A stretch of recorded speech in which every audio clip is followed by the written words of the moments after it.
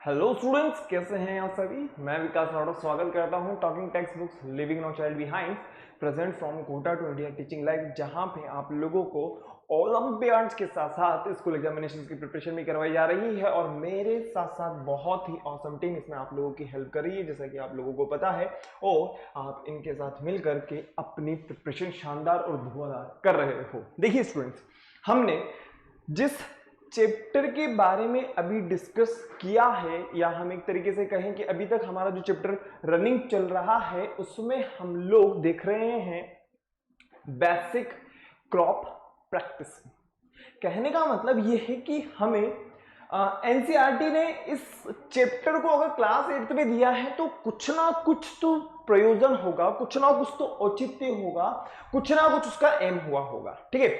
और उसी सिलसिले को अपन आगे बढ़ाएंगे। तो वहां पे कि हम किस तरीके से अभी तक क्रॉप प्रोडक्शन करते हुए आ रहे थे और फिर इसके बाद में इसमें कितना एलिब्रेशन हुआ, किस तरीके से इसमें इंप्रूवमेंट हुआ। ओके, क्योंकि इतना तो हमें मालूम है कि जो एग्रीकल्चर लैंड है हमारे पास सॉरी, जो एग्रीकल्चर लैंड है हमारे पास में वो लिमिटेड, ठीक है, वो बिल्कुल लिमिटेड है। बट अगर हम बात करें पॉपुलेशन की, उसका क्या, वो तो दिनों दिन बढ़ती चली जा रही है, बढ़ती जा रही है ना। तो एक तरीके से क्रॉप इंप्रूवमेंट होना बहुत जरूरी हो गया था। एक छोटे से रीजन में, एक छोटे से लैंड में, एक वाइड वेराइटी में, मतलब हम एक तरीके से कहें कि बहुत ज्यादा मात्रा में हमें प्रोडक्शन करना जरूरी हो गया था। और उसी सिलसिले को अपन देखने वाले हैं कि किस तरीके से जो पहले के टाइम पे इरिगेशन के मेथड हुआ करते थे, नल वगैरह की हम कुएं वगैरह की बात करें, पॉन्ड्स वगैरह की बात करें, रिवर वगैरह की हम बात करें, इसके अलावा जो वाटर था वो ईच एंड एवरी पार्ट तक नहीं पहुंच पाता था। लेकिन आज के टाइम पे अगर अपन बात करें, स्प्रिंकलर मेथड है, ड्रिप इरिगेशन मेथड है, इनके थ्रू वाटर को different and each and every part of land अगर हम बात करें तो वहां तक वाटर को इजीली पहुंचाया जा सकता है। ओके, तो आज अपन इसी के बारे में बात करेंगे। तो आप लोगों को क्या करना है, फटाफट से वीडियो को लाइक करना है, शेयर करना है और चैनल को सब्सक्राइब करना है। और सब्सक्राइब करने के बाद में आप लोगों को बेल आइकन को प्रेस कर देना होगा ताकि आपको नेक्स्ट वीडियो की टाइमली नोटिफिकेशन इजीली अवेलेबल हो जाए। और सबसे इंपॉर्टेंट बात वो ये कि अभी तक किसी भी तरह की कोई प्रॉब्लम चल रही है, कोई भी किसी भी टाइप की समस्या है जो हमने चैप्टर डिस्कस किए हैं, इसके अलावा और भी अगर कोई बात है तो आप मुझे मैसेज कर सकते हो, कमेंट कर सकते हो, अपन उसको यहाँ पे डिस्कस करेंगे पक्का पक्का पक्का। ओके, आगे बढ़ते हैं। और आप लोगों को क्या करना है, आप लोगों को सिंपल सा काम करना है, वो ये कि आप लोगों को गूगल प्ले पे जाना होगा, वहां से टेलीग्राम को डाउनलोड कर लेना है। टेलीग्राम को डाउनलोड करने से जो फायदा होने वाला है आपको स्टूडेंट्स, वो ये कि जो 7th क्लास के स्टूडेंट, सॉरी जो 8th क्लास के स्टूडेंट्स हैं, उनको जो पाथ फॉलो करना है, ओके, वे ये यदा कदा गड़बड़म बहुती। ओके, तो जो 8th क्लास के स्टूडेंट्स हैं उन्हें जो पाथ फॉलो करना है वो है t.me/tdv08। जैसे आप इस पाथ को फॉलो करेंगे तो होगा क्या स्टूडेंट्स कि आप हमारे टेलीग्राम चैनल को ज्वाइन कर चुके होंगे और आप इजीली यहाँ पे जो स्टडी मटेरियल है, सैंपल पेपर्स हैं, डीपीपीज हैं और नोट्स वगैरह की अगर मैं बात करूं, आप इजीली इनको एक्सेस कर सकते हो और अपनी शानदार प्रिपरेशन कर सकते हो। ओके स्टूडेंट्स, बहुत आसान सी बात है, कोई दिक्कत वाली बात नहीं है, सिंपल सा काम है। जैसे हम व्हाट्सएप यूज करते हैं उसी टाइप से ये पूरा का पूरा ऐप है, आप लोगों को डाउनलोड कर लेना होगा और उसके बाद आप लोगों को आपका पाथ फॉलो करना है जो कि है t.me/tdv08। ओके स्टूडेंट्स, देख लीजिए एक बार, फिर उसके बाद में आगे बढ़ते हैं अपन लोग, ठीक है। और भी जबरदस्त तैयारी करने के लिए और हमारे साथ जुड़ने के लिए आप लोगों को क्या करना है, आप लोगों को टॉकिंग टेक्स्ट बुक की वेबसाइट को विजिट करना होगा जो कि है www.talkingtextbooks.in। अब स्टूडेंट्स, जो यहां पे आपको क्लास दी गई है, आपको आपकी रिलेवेंट क्लास के अकॉर्डिंग देखना है। जो आपकी क्लास है उसके अकॉर्डिंग आप लोगों को देखना होगा, जिसमें आप लोगों को मिल रहा है comprehensive study material. Okay students, live recorded classes, homework, quizzes, इसके अलावा हम बात कहें ओलंपियाड से level questions, periodic test papers. जैसे ही आप आई नाउ पे क्लिक करेंगे, आप डायरेक्ट प्राइस डिटेल वाले पेज पे आ जाएंगे, जहां पे आप लोगों को मिलेगा 30% डिस्काउंट। और 30% का डिस्काउंट का लाभ उठाने के लिए आप लोगों को एक कोड यूज करना है, मेरा वाला, जो कि है VR लाइव। जैसे आप इस कोड को यूज करते हैं स्टूडेंट्स, आप 30% डिस्काउंट मिल जाएगा। जो 9000 आपको वहां पे नजर आ रहा है, उसका 2700 डिडक्ट होने के बाद में जो पेबल अमाउंट रहेगा वो रहेगा बेटा ओनली 6300। और ये जो 6300 का अमाउंट है, आप अपनी सुविधा अनुसार credit card, debit card and net banking के थ्रू आप इजीली अपना पेमेंट कर सकते हो। ओके स्टूडेंट्स, आगे बढ़ते हैं फटाफट से। नेक्स्ट जो हम आज पढ़ने वाले हैं वो है क्रॉप प्रोडक्शन या management of crop production and. अगर हम बात करें कि बेसिक क्रॉप प्रैक्टिसिंग के बारे में, तो हम लोगों ने इसके बारे में एक चैप्टर डिस्कस कर लिया था, और उसमें हम लोगों ने बेसिक चीजों को डिस्कस किया था। मतलब कि एक तरीके से जो हम क्रॉप को लगा रहे हैं, उसके लिए हमें कौन कौन सी प्रिपरेशन करनी पड़ेगी। भाई होता है ना कि कोई भी क्रॉप है, तो उसके लिए जो सूटेबल क्लाइमेटिक कंडीशन है, सूटेबल रिक्वायरमेंट जो उसकी है, फुलफिल तो करनी पड़ेगी। ओके, तो इसीलिए उसकी फर्टिलिटी को बनाए रखने के, सोइल की फर्टिलिटी को बनाए रखने के लिए हम क्या करते हैं, उसमें प्रिपरेशन ऑफ सोइल करते हैं। दैट मीन्स हम क्या करते हैं, सोइल का ऊपर वाला पार्ट नीचे वाला, ऊपर वाला जो पार्ट होता है नीचे, और नीचे वाला जो पार्ट होगा ऊपर की तरफ। कहने का मतलब एक तरीके से गैसेस एक्सचेंज हो जाता है, जिसकी वजह से सोइल की फर्टिलिटी इंक्रीज होती है। ओके, इसके अलावा हम बात करें तो हम लोगों ने सोइंग वाला पार्ट कहा था, जिसमें हम वेल क्वालिटी, एडवांस क्वालिटी के सीड्स को सिलेक्ट करते हैं। और अगर हम अच्छी क्वालिटी का सीड यूज कर रहे हैं, दैट मीन हमारी जो क्रॉप होगी वो भी हेल्दी और एक अच्छे अमाउंट में हमें प्राप्त होगी। आगे बढ़ते हैं, लेकिन उससे पहले हमें क्या करना है, हमारा cardinal promise, I promise to listen to the complete lecture and make proper notes of it so that I can become a smart student. I promise to listen to the complete lecture and make proper notes of it so that I can become a smart student. फटाफट से promise कर लीजिए। फिर उसके बाद में आज में मान लीजिए आज हमारा लास्ट, इसमें जो है इस चैप्टर का लास्ट, क्योंकि थ्योरेटिकल चैप्टर है, मैं भी समझ सकता हूं, तो थ्योरेटिकल चैप्टर में हमें आज इसमें जो थ्योरी देखनी है वो लास्ट पार्ट देखना है आज हमें। और इसके अलावा हमारी 8th क्लास में एक चैप्टर और है हमारा, वो है हमारा पॉल्यूशन। पॉल्यूशन को भी हमें इस तरीके से ही रीड करना है। ओके स्टूडेंट्स, तो आज जो हम देखेंगे लेक्चर नंबर 3 है, और मैंने आप लोगों को पहले भी इसके बारे में जानकारी दी हुई है। एक बार बस हम उसका रिवीजन कर लेते हैं। Agronomy is derived from a Greek word agarose, meaning field, and nomos, जिसका मीनिंग होता है मैनेजमेंट। मतलब हम ये कह सकते हैं कि फील्ड का मैनेजमेंट करना। क्या करना है, फील्ड का मैनेजमेंट करना। Definition of agronomy, first it is defined as an agriculture science deals with principles and practices of crop production and field management. Second, agronomy की अगर बात करें, agronomy is a branch of agriculture science which deals with the principles, practices of soil, जिसमें हम soil को prepare करते हैं, उसकी फर्टिलिटी को इंक्रीज करने के लिए डिफरेंट एक्टिविटीज करते हैं। वाटर, जिसमें हम इरिगेशन के बारे में आज अपन डिस्कस करेंगे, वाटर किस तरीके से दिया जा रहा है। And last is crop management. अब एक बताइए, हमने अगर किसी फसल को खेतों में लगाया है, तो ऐसा थोड़ी ना उसको लगा करके छोड़ दिया, उसको एक तरीके से उसका रखरखाव करना भी जरूरी है, तभी तो हमें एक अच्छा रिजल्ट मिलेगा।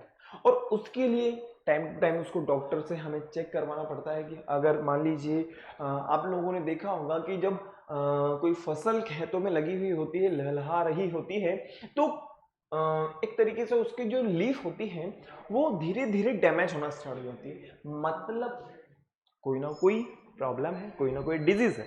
ओके, तो उस डिजीज से बचने के लिए जो डॉक्टर होते हैं एग्रीकल्चर से रिलेटेड, वो एक पर्टिकुलर हमें इलाज बताते हैं कि हमें इस चीज का छिड़काव करना है, या हम एक तरीके से कहें कि हमने सीड्स वगैरह तो लगा दिए, लेकिन जब उसका रिजल्ट देने का टाइम आया है, उससे हमें जो एक्सपेक्टेड रिजल्ट की एक तरीके से हम कहें कि हमने जो सोचा था वो रिजल्ट हमें नहीं मिल पाया, तो उस कंडीशंस में हम क्या करते हैं, मैन्योर या फर्टिलाइजर्स का यूज करते हैं, और वो भी हमें डॉक्टर से कंसल्ट करके कि हमारी जो एग्रीकल्चर लैंड है वो किस जगह पर है, और हमारी जो सोइल है वहाँ पे सोइल का कौन सा टाइप है, फिर उसकी स्टडी करने के बाद में वहाँ पे कि हमें किस फर्टिलाइजर का यूज करना है या मैन्योर का यूज करना है। तो एक तरीके से हम कहें तो एक ये क्या है, क्रॉप मैनेजमेंट है। थर्ड हम बात करें, it is branch of agriculture science that deals with method which provide favorable environment to the crop for higher productivity as it is। इसको लिख लीजिए बेटा, बहुत इंपॉर्टेंट है। हमने जब स्टार्टिंग डेज में एग्रोनॉमी के बारे में डिस्कस किया था तो ओनली एग्रोनॉमी की डेफिनेशन हम लोगों ने देखी थी, लेकिन यहाँ पे हमने एग्रोनॉमी को पूरा का पूरा डिटेल में एक्सप्लेन किया है, पूरा का पूरा हमने यहाँ पे उसको डिस्कस किया है एज इट इज। मैं चाहता हूँ कि एक बार आप इसको नोट्स में लिख लीजिए, फिर उसके बाद में हम आगे बढ़ते हैं।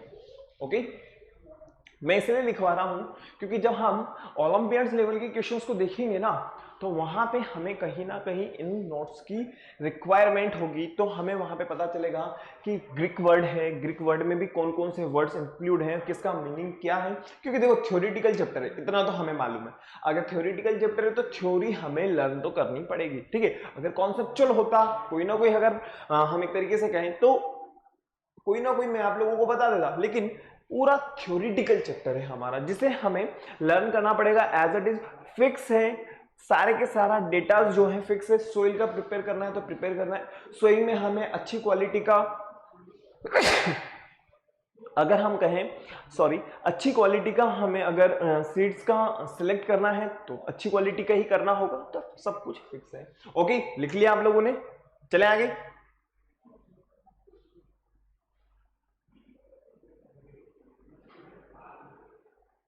चलिए आगे बढ़ते हैं। नेक्स्ट, जैसा कि मैं आप लोगों को बताता हूं, इंपोर्टेंस ऑफ एग्रीकल्चर बहुत अच्छे से जानते हैं हम लोग। ऐसा नहीं है कि हर आदमी जो है कार्निवोर्स है, ओमनिवोर्स, ठीक है। हाँ, ह्यूमन बींग्स की हम बात करें तो ह्यूमन बींग्स को हम लोग जो है ओमनिवोर्स में काउंट करते हैं, लेकिन ऐसा थोड़ी ना है कि हर ह्यूमन बींग्स जो है वो नॉन वेजिटेरियन है, ठीक है। तो कहीं ना कहीं हम एक बात कहें तो प्लांट्स प्रोडक्ट्स के ऊपर डिपेंड है। People depend on a wide range of agriculture products in almost all aspects of life. Maximum amount की अगर हम बात करें तो हम कहीं ना कहीं एग्रीकल्चर लैंड से किसी भी फॉर्म में, किसी भी रूप में हम लोग एग्रीकल्चर से रिलेटेड हैं। न्यूट्रिशन इज अ की डिटरमिनेंट ऑफ ह्यूमन हेल्थ, बहुत important. Next, provider of energy, fuel, would and medicinal plants. Last, fibre. Agriculture is a key to healthy biosphere, बिल्कुल सही बात है। अगर हम हमारे एनवायरनमेंट की बात करें, जितने ज्यादा प्लांट्स उतना ही ज्यादा हेल्दी एनवायरनमेंट होगा। सिंपल सी बात है। अगर मान लीजिए वो जो वाटर है, इसके अलावा गैसेस बैलेंस की हम बात करें, बिल्कुल इक्वल होगा। Okay, agriculture is a key to healthy biosphere. Agriculture is a key economic driver, it is central to individual livelihoods, poverty alleviation, nutrition, economic growth. Example की अगर हम बात करें तो एग्रीकल्चर कॉन्ट्रीब्यूट्स लगभग हम बात करें 40 to 60% जीडीपी। फटाफट से एज इट इज को लिख लीजिए, मैनी अफ्रीकन कंट्रीज। फटाफट से एज इट इज को लिख लीजिए बेटा।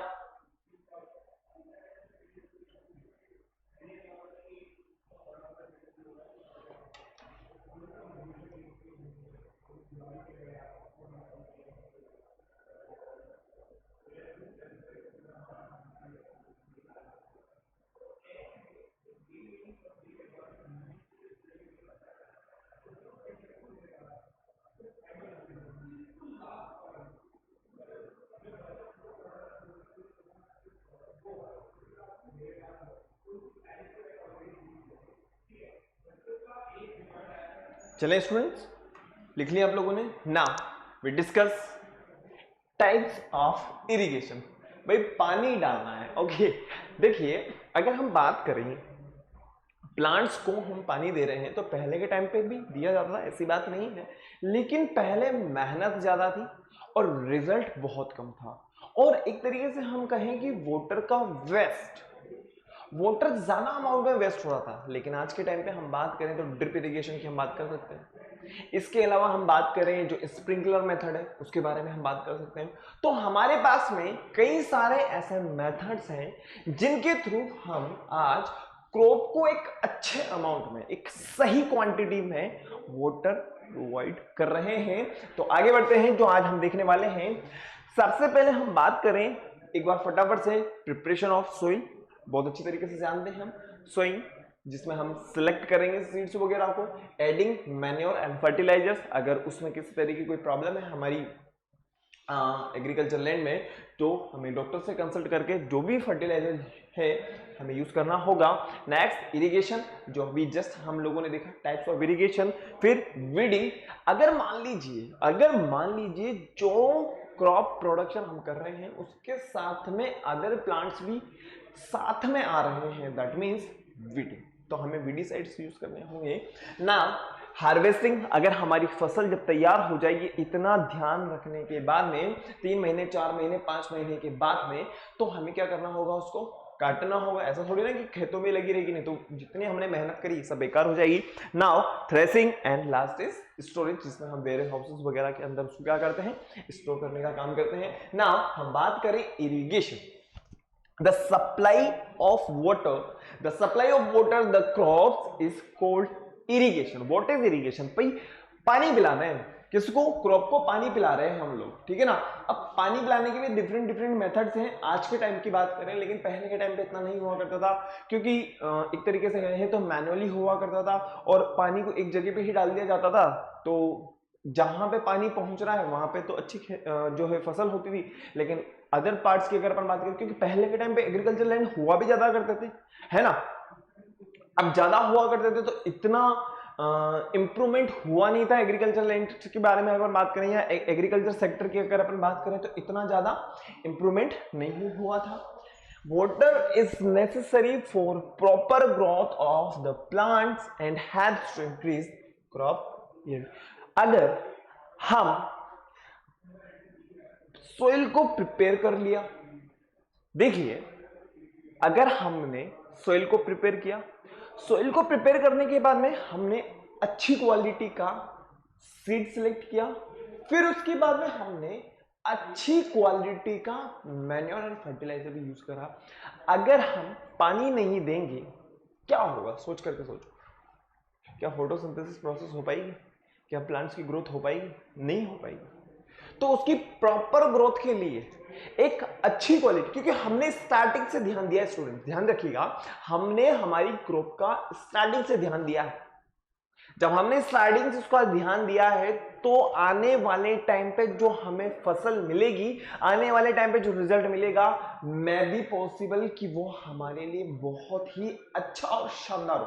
एज उसको हम सीड यूज करें, और होता भी यही है, बिल्कुल यही होता है। अच्छी क्वालिटी का सीड वो यूज वो करेंगे। Different kinds of irrigation system are used to supply water to agriculture land. They are wells, canals, rivers, tank and check dams etc। Check dams जो होते हैं वो छोटे छोटे होते हैं, जो गली मोहल्ले के अंदर पानी वगैरह को जाने से प्रिवेंट करने का काम करते हैं। एज इट इज इसको लिख लीजिए बेटा स्टूडेंट, लिख लिया।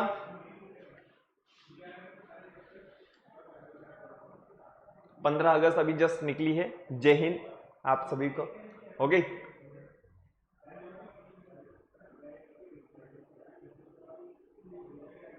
पहले के टाइम पे जो है स्कूल वगैरह जब ओपन हुआ करते थे तो हमें मालूम है कि 15 अगस्त के दिन मतलब सवेरे से मतलब मस्ती का माहौल हुआ करता था कि यार वहां जाएंगे और जो है मिठाई वगैरह मिलेगी।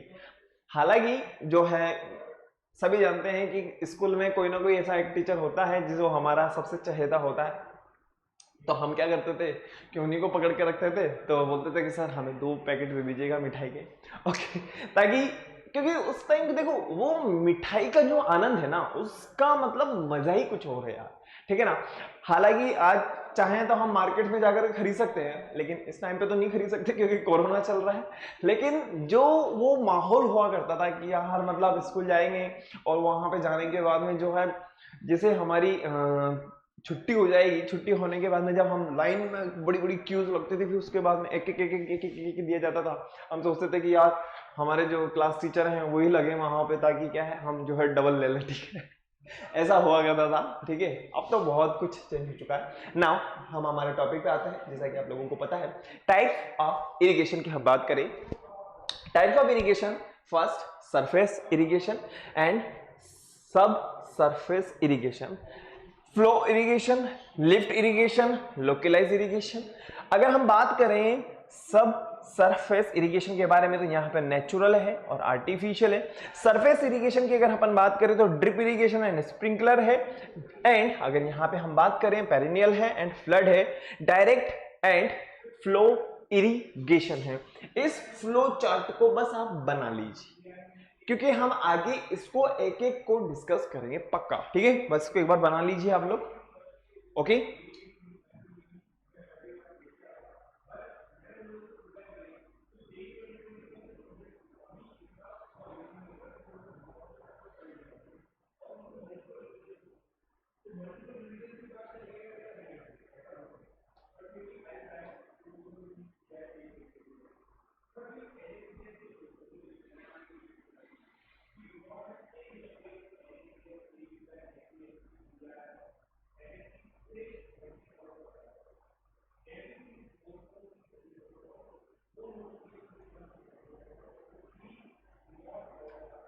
Now, irrigation, the process of supplying water to crop plants by means of canal, wells, reservoir, tube wells is known as irrigation. Factor of controlling irrigation की अगर अपन बात करें, irrigation depends on the nature of crop irrigation dependent on nature field.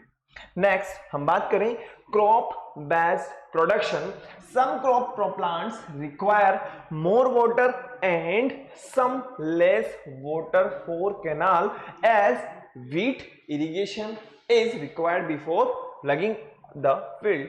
Next हम बात करें soil based irrigation की अगर हम बात करें, अभी जस्ट हम लोगों ने देखा है crop based irrigation and soil based irrigation. Irrigation also depends on the nature of the soil in which the crop is grown। जब हम किसी भी फसल को लगा रहे हैं तो उस टाइम पे भी आप लोगों ने देखा होगा प्लांट्स लगे हुए नहीं है, कोई सीड वगैरह हमने नहीं लगाया, लेकिन फिर भी हम जो है खेतों के अंदर पानी भरा हुआ होता है, ठीक है। तो हमने क्या किया है, वहां पे कुछ टाइम के लिए उसकी फर्टिलिटी को इंक्रीज करने के लिए, सोइल की फर्टिलिटी को इंक्रीज करने के लिए सोइल बेस्ड इरिगेशन किया है। Irrigation also depends on the nature of the soil in which crop is grown.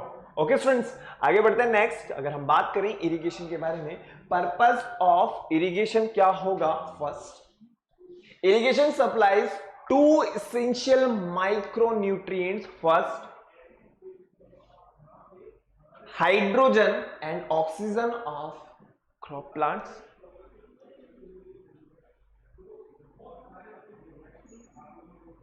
Okay students, first is macronutrients।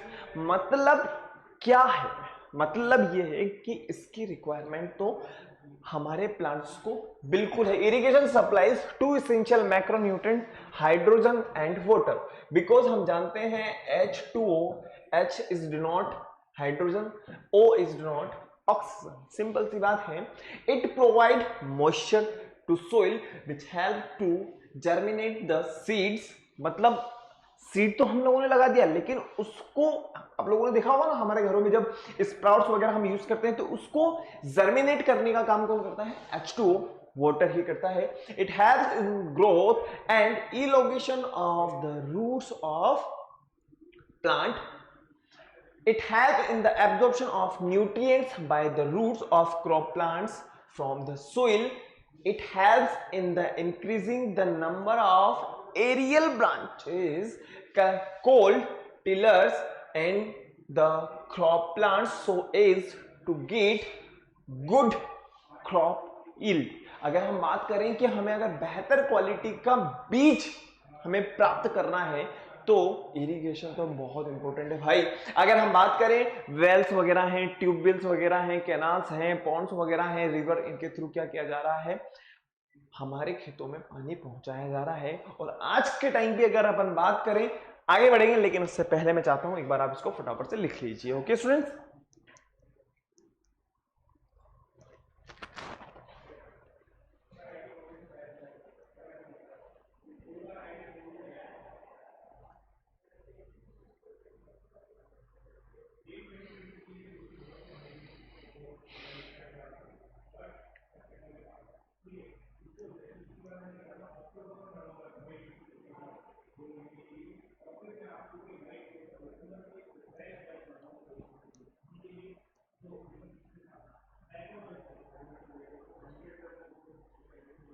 हो गया.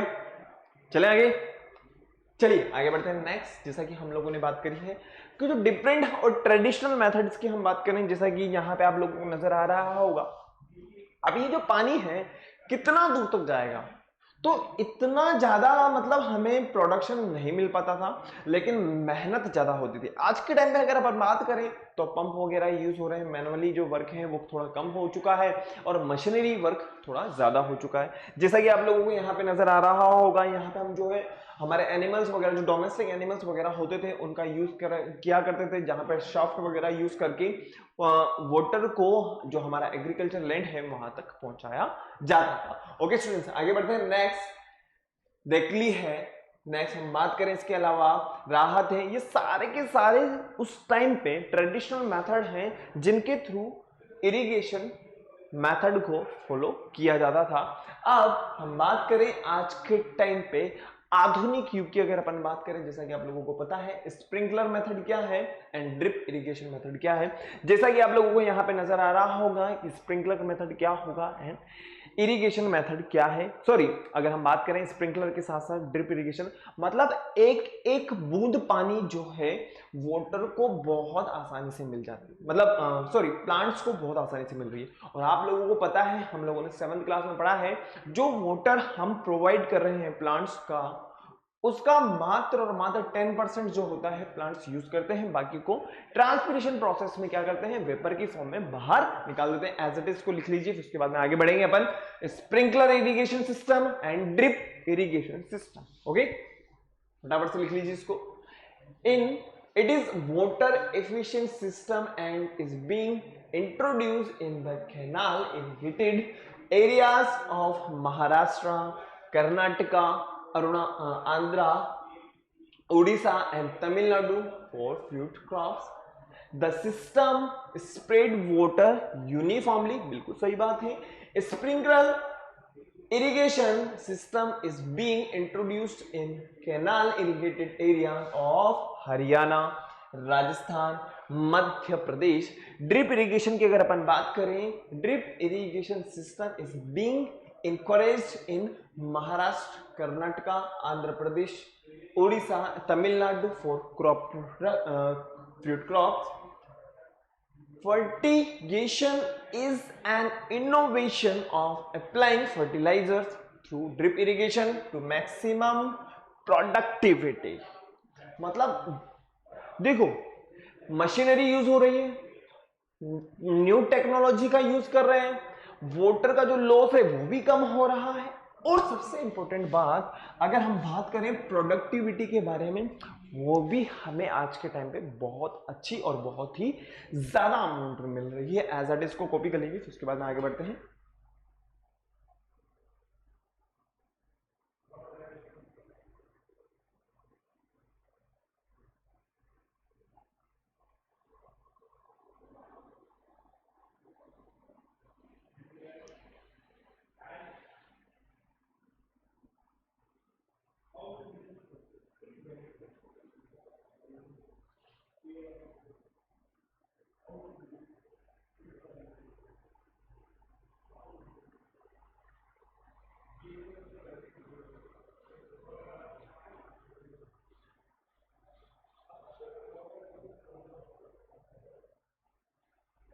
हो गया, चले आगे, पक्का ना।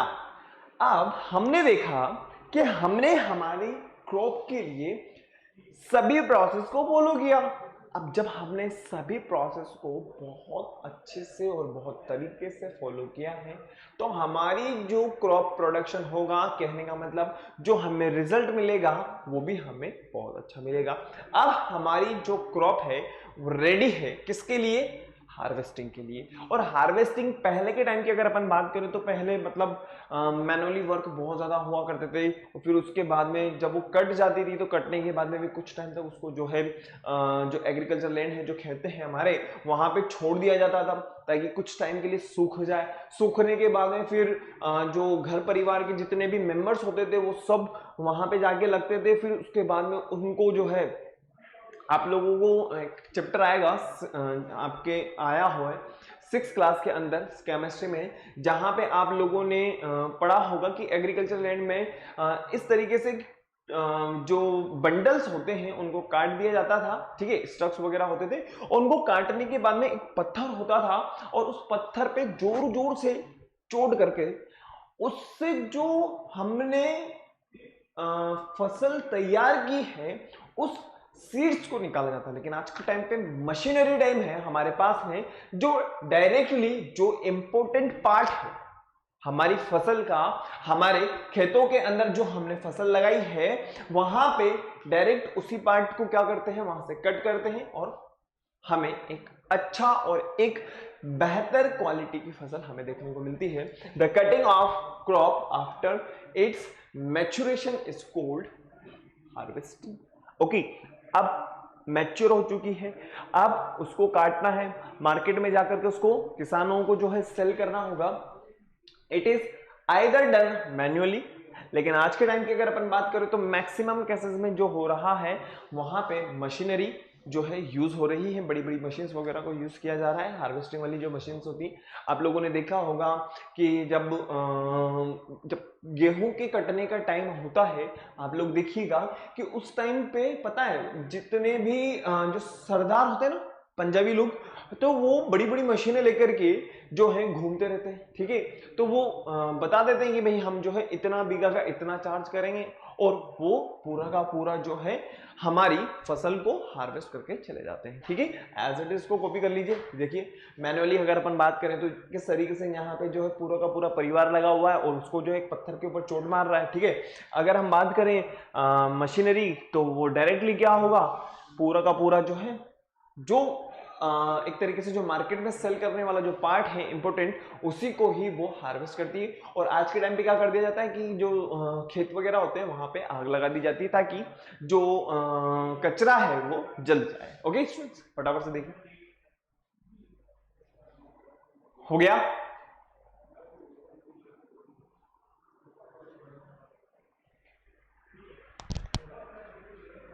चले आगे,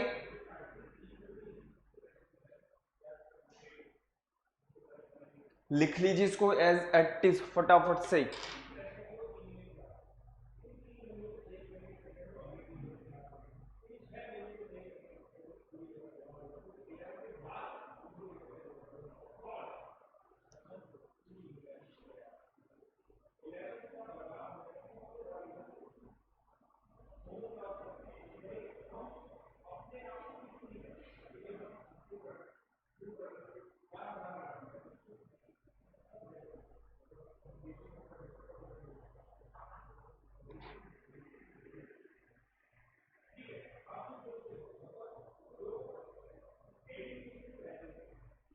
हो गया। अगर हम बात करें हार्वेस्टिंग के बारे में स्टूडेंट्स, तो आप लोगों को पता होगा कि हर जगह की एक अपनी ट्रेडिशन है, अपनी जगह की जो है, तो कई जगह पे इसको एज ए ओकेजनली माना जाता है। Special festival associate with the harvest season are Pongal है, बैसाखी है, होली है, दिवाली की अगर अपन बात करें। इसके अलावा आप लोगों को पता होगा कि जो असम में जो बिहू, ठीक है, इस टाइम से वहां पे जो ये ओकेजन अरेंज किए जाते हैं। और किस टाइम पे किए जाएंगे, जब फसल को या क्रॉप को हार्वेस्ट किया जाएगा उस टाइम। ओके, लिख लिया आप लोगों ने? चले आगे। नाउ नेक्स्ट हम बात करें क्रॉप प्रोटेक्शन मैनेजमेंट। अब एक वो बताइए, हम लोगों ने इसके बारे में पहले भी डिस्कस किया हुआ है। मैंने आप लोगों को बताया था जो फसल हम लगा रहे हैं, जो क्रॉप हम लगा रहे हैं, उसके साथ में अगर कोई काम का पौधा है, वो तो बहुत काम का है, लेकिन जो चीज हमने लगाई है वो तो नहीं है ना, तो वो किस में काउंट करेंगे? हम वीड्स के अंदर काउंट करेंगे, और उसको हटाने के लिए यूज किया जाता है weedicides, weeds control. Now weeds में be pull out with hand. Lugging help is removing large number the weeds because the uproot majority of them. और इसके लिए हम डिफरेंट जैसा कि आप लोगों ने देखा होगा कि जो खेतों के अंदर होते हैं वो एक देखते चले जाते हैं, और अगर किसी भी तरह के वीड्स वगैरह होते हैं तो उनको क्या करते हैं, साथ के साथ में काट देते हैं, ताकि जो हमने फसल लगाई है उसको उनकी वजह से किसी भी तरह का कोई नुकसान ना हो। तो डिफरेंट जो वीडीसाइड्स है हमारे पास में, फर्स्ट, सेकंड एंड थर्ड, फटाफट से एज इट इज को कॉपी कर लीजिए, फिर आगे बढ़ेंगे। ओके, हो गया?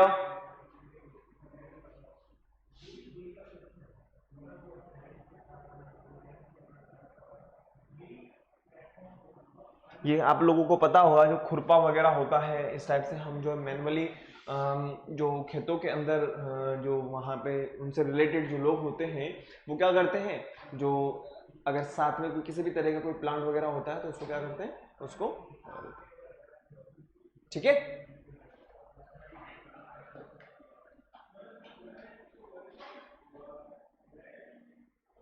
चले आगे, चलिए आगे बढ़ते हैं। Next, storage of grains. अब एक बात बताइए, अब हमने हमारी क्रॉप को हार्वेस्ट कर लिया, तो इसको स्टोर करना भी तो जरूरी ना भाई। तो स्टोर करने के लिए या तो हम बड़े वेयर हाउसेस वगैरह होते हैं वहां पे इनको स्टोर कर सकते हैं, या हम चाहें तो हमारे घरों में रख सकते हैं। अगर हमारे पास प्रॉपर प्लेसेस हैं तो हम वहां पे भी इसको क्या कर सकते हैं, स्टोर करके रख सकते हैं। देखा होगा आप लोगों ने कि लोग बागों के जो घर वगैरह होते हैं तो वहां पे जो बोरियां वगैरह होती हैं वो लगी हुई होती हैं, वो क्या करते हैं, उनको स्टोर करके रखते हैं। इसके अलावा अगर हम बात करें FCI, food corporation of India, ये हमारी फसल को प्रोटेक्शन प्रोवाइड करती है, और हमारी फसल को जो हमने हार्वेस्ट कर दिया है उसके बदले में हमें जो है इंश्योर करती है कि आपने जो यहाँ पे आपका अनाज, आपकी फसल को यहाँ पे जमा कराया है वो आप जब चाहे जब ले सकते हैं। आप लोगों को यहाँ पे नजर आ रहा होगा FCI, food corporation of India, कि गवर्नमेंट का पूरा डिपार्टमेंट होता है जो किसानों से उनकी फसल को ऑन रेंट, हम एक तरीके से कह सकते हैं, तो प्रोटेक्शन प्रोवाइड करने के लिए बनाया गया है। इंडियन गवर्नमेंट का प्रक्रम है, देख लीजिए। हो गया? चले आगे, स्टोरेज ऑफ ग्रेन्स।